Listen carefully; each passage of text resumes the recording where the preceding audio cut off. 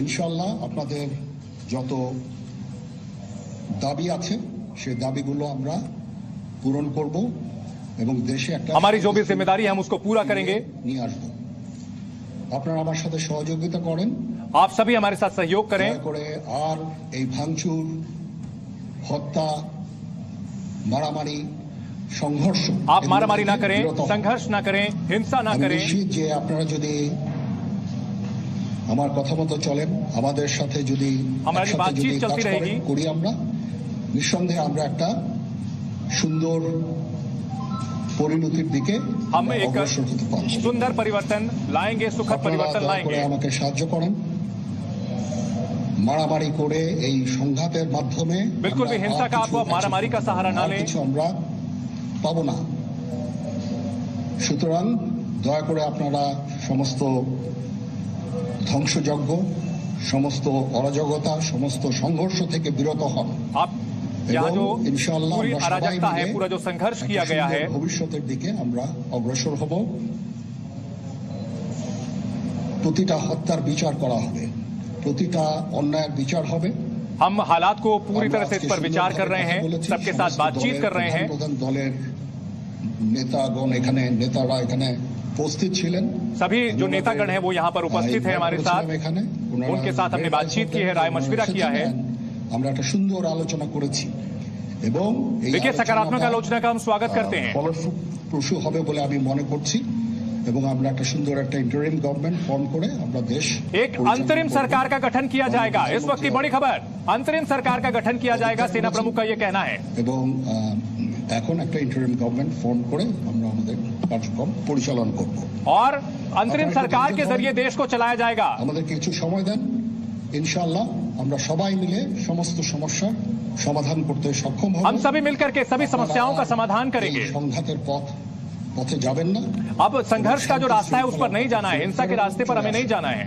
আমাদের দেশের অনেক ক্ষতি হচ্ছে, हमारे देश को काफी नुकसान हुआ है, ক্ষতি হচ্ছে, জানের वो जान का नुकसान हुआ है, মারা যাচ্ছে, कई लोगों की मौत हुई है। থেকে আপনারা বিরত হন এবং আমাদের সাহায্য করেন। আমি সমস্ত দায়িত্ব নিচ্ছি। अब हम इसकी पूरी जिम्मेदारी लेते हैं जो कुछ भी हुआ है। अल्लाह हाफिज। और इस वक्त की बड़ी खबर, बांग्लादेश में अंतरिम सरकार बनाई जाएगी, जनता सेना पर विश्वास करे। सेना प्रमुख का यह बयान, जनता से सहयोग की अपील, साथ ही साथ ये कहा है कि हिंसा का रास्ता छोड़ें, हिंसा ना करें।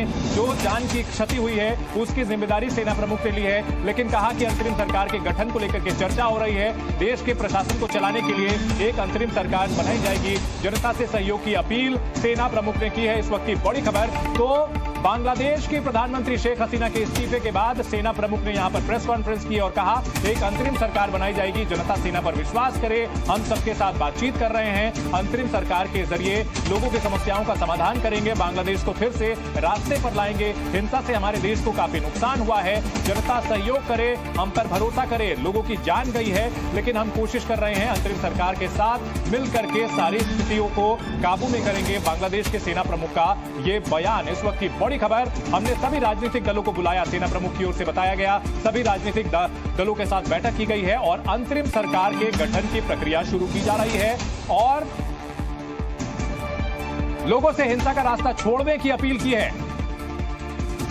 बांग्लादेश के सेना प्रमुख ने लोगों से हिंसा रोकने की अपील की है और कहा कि सभी पार्टियों के साथ मिलकर के हम अंतरिम सरकार का गठन करेंगे और राष्ट्रपति से भी बात करेंगे। सेना प्रमुख ने यह भी कहा है।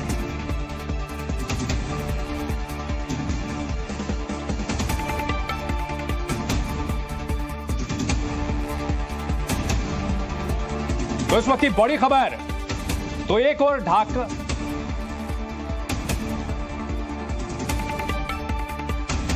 और हमारे सहयोगी अनंत हमारे साथ जुड़ चुके हैं और बांग्लादेश के हालात को लेकर के हर अपडेट, हर जानकारी आपको अब अनंत देंगे। शुक्रिया चंदन आपका। तो ये बड़ी खबर लगातार हम बता रहे हैं, सेना प्रमुख की तरफ से प्रेस कॉन्फ्रेंस कर दी गई, जिसमें उन्होंने साफ कहा कि सभी पॉलिटिकल पार्टीज को यहां बुलाया गया और आपसी रजामंदी के साथ एक अंतरिम सरकार बनाते हुए देश के हालातों को यहां संभाला जाएगा।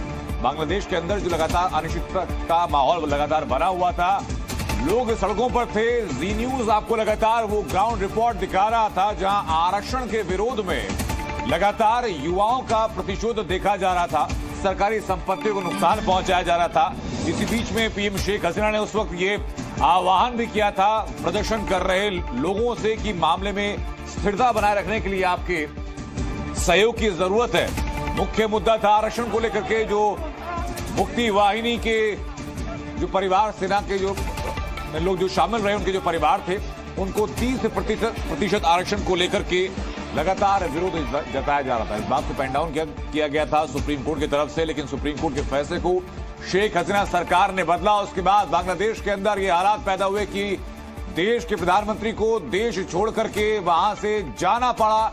ये 5 तस्वीरें आपको हम दिखा रहे हैं जिसमें कि बांग्लादेश की ताजा हालात को लेकर के हर एक सबूत कैद है। पहली तस्वीर जरा देखिए, जहां हेलीकॉप्टर से शेख हसीना रवाना हुई, उसके बाद खबर यह कि भारत में लैंड हुई है।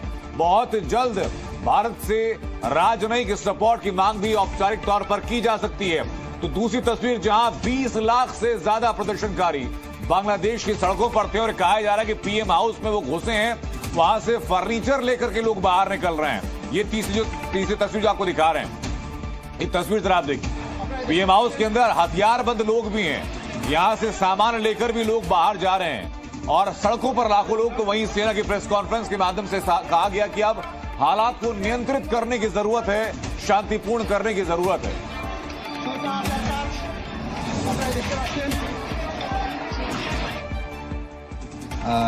একটি হচ্ছে সংসদ ভবন, একটি